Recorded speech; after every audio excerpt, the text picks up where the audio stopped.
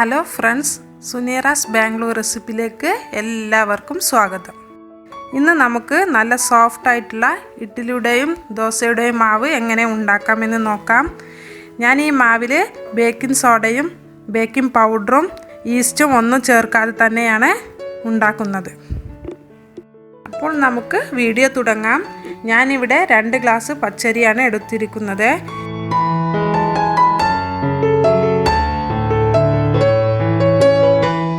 അതേ ഗ്ലാസ്സിൽ തന്നെ 3/4 ഗ്ലാസ് ഉഴുന്നും എടുത്തിട്ടുണ്ട്. നിങ്ങൾ ഏത് ഗ്ലാസ്സിലാണോ പച്ചരി എടുക്കുന്നത് അതേ ഗ്ലാസ് തന്നെ ഉഴുന്നും എടുക്കണം. ഇനി നമുക്ക് നല്ല പോലെ വാഷ് ചെയ്തെടുക്കണം. ഇപ്പോൾ ഞാൻ നല്ല പോലെ വാഷ് ചെയ്തെടുത്തിട്ടുണ്ട്. ഇതിലേക്ക് ഞാൻ 2 ഗ്ലാസ് വെള്ളവും ചേർത്ത് കൊടുത്തിട്ടുണ്ട്. ഇനി നമുക്ക് മൂടി വെച്ച് ഒരു 6 മണിക്കൂർ കുതിർത്തിയെടുക്കണം. ഇപ്പോൾ 6 മണിക്കൂർ കഴിഞ്ഞിട്ടുണ്ട്.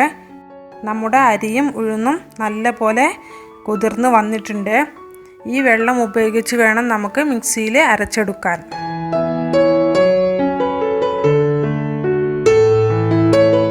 നമ്മുടെ മാവ് സോഫ്റ്റ് ആവാനും പൊങ്ങി വരാനും വേണ്ടിയിട്ട് അരിയും ഉഴുന്നും കുതിർത്തെടുത്ത വെള്ളവും ഐസ് ക്യൂബും മാത്രമാണ് നമ്മൾ ഇതിലോട്ട് ചേർത്ത് കൊടുക്കുന്നത്.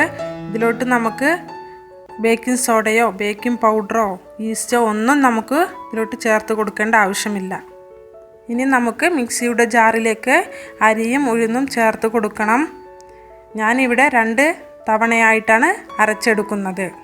ഇനി നമുക്ക് അരച്ചെടുക്കാൻ ആവശ്യമായ വെള്ളവും 3 ഐസ് ക്യൂബും ചേർത്ത് കൊടുത്ത് നല്ല ഫൈനായിട്ട് അരച്ചെടുക്കണം. ഇപ്പോൾ ഞാൻ അരച്ചെടുത്തിട്ടുണ്ട്. ഇനി നമുക്കൊരു പാത്രത്തിലോട്ട് മാറ്റാം. ഇതുപോലെ ബാക്കിയുള്ള അരിയും ഉഴുന്നും അരച്ചെടുക്കാം. ഇപ്പോൾ ഞാൻ എല്ലാം അരച്ചെടുത്തിട്ടുണ്ട്.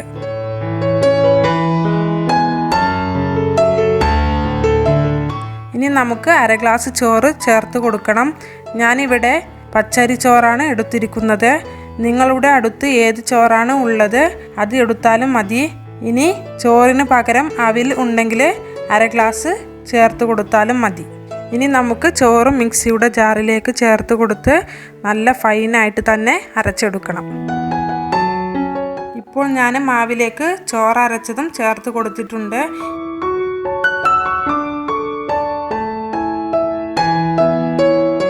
ഇനി നമുക്ക് ആവശ്യമായ ഉപ്പ് ചേർത്ത് കൊടുക്കണം. എന്നിട്ട് കൈകൊണ്ട് തന്നെ നല്ല പോലെ യോജിപ്പിച്ചെടുക്കണം.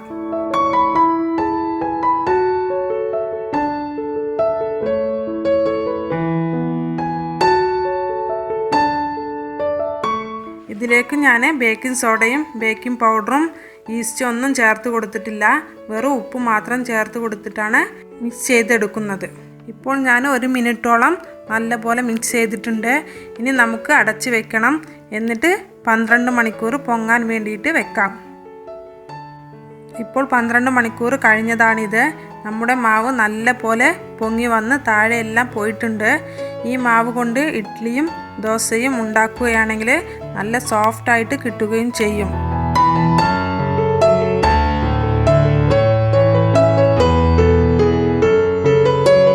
നിങ്ങൾ ഒരു പ്രാവശ്യമെങ്കിലും ഇതുപോലെ മാവ് ഉണ്ടാക്കി നോക്കണം. അപ്പോൾ ഈ റെസിപ്പി നിങ്ങൾക്ക് ഇഷ്ടമായാൽ കമൻറ്റ് ചെയ്യുക. ഇതുവരെ സബ്സ്ക്രൈബ് ചെയ്യാത്തവരുണ്ടെങ്കിൽ തീർച്ചയായും സബ്സ്ക്രൈബ് ചെയ്യുക. അടുത്തുള്ള ബെല്ലൈക്കൺ കൂടി പ്രസ് ചെയ്യുക. അടുത്ത വീഡിയോയുമായി വീണ്ടും വരാം. Thank you.